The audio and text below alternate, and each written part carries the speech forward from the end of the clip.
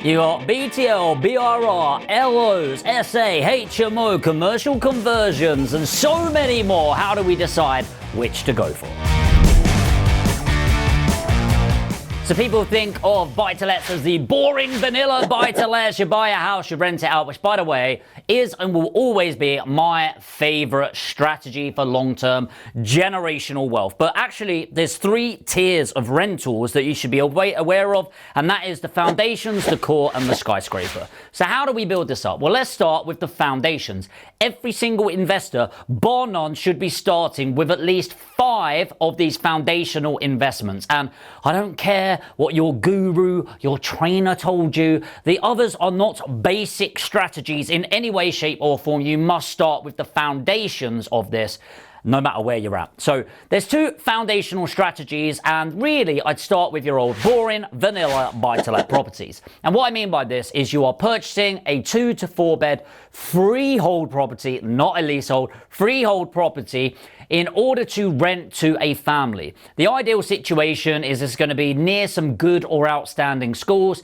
You're going to attract a family that hopefully are going to live in there for 3 to 5 years with 4 to 9% rental increases and strong capital growth prospects. That's really what we're going to be aiming for. In my area, we're really trying to target that 7% yield factor that's really going to drum in the return on investment. Once you get a little bit more advanced past this fundamentals, but we're still in the foundational level, is multifamily. So you'll hear people go 2 squared strategy and all of that.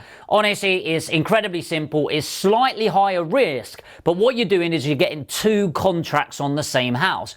Often this can be the same family, by the way, but it's done on LHA, so local housing allowance. So the government gives a set amount per person. And actually, if you've got a 3-bed with a dining room that can be made into another bedroom and it's got its own access to a bathroom, you can technically rent it out on 2 contracts as 2 bedrooms, and that's the way the system works.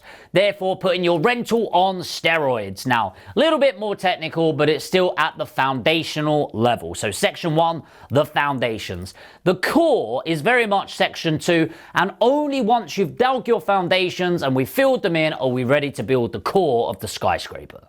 I personally would be looking at the core as HMO strategies, serviced accommodation strategies, and rent-to-rent strategies. If you don't know what they are, HMO, house of multiple occupancy, you might have a 5-bedroom house that you've purchased as a house, but you rent out the room you rent it out on a room-by-room basis, therefore amplifying your profits, but also amplifying your problems. It's a way more active strategy, and I absolutely do not recommend it as somebody's first ever entry into the property world unless you are willing to be an active investor.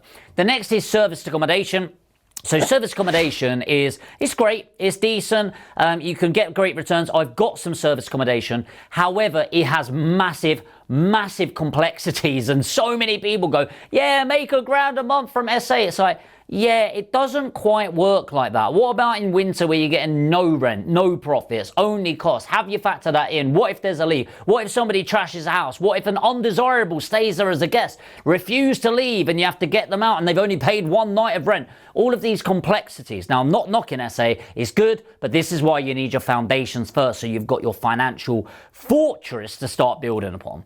Finally, within the core, I would say, is rent-to-rent. Rent-to-rent's not really a strategy, by the way. It's more of a tactic. So you could do rent-to-rent HMOs, rent to SA, etc., etc. That's where you rent something from an owner, a landlord, typically, and then you rent it out yourself. So if I rented out that 5-bed house and I rented out each room individually, that's a rent-to-rent HMO. If I rent out a place and then rent it out by the night, that is a serviced accommodation opportunity.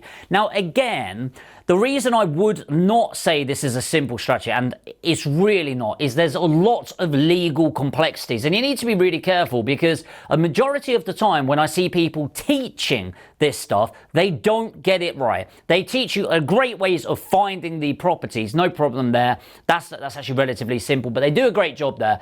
But the legal components are so complex, and actually, if you get them wrong, you are committing mortgage fraud or worse, and it can really impact you.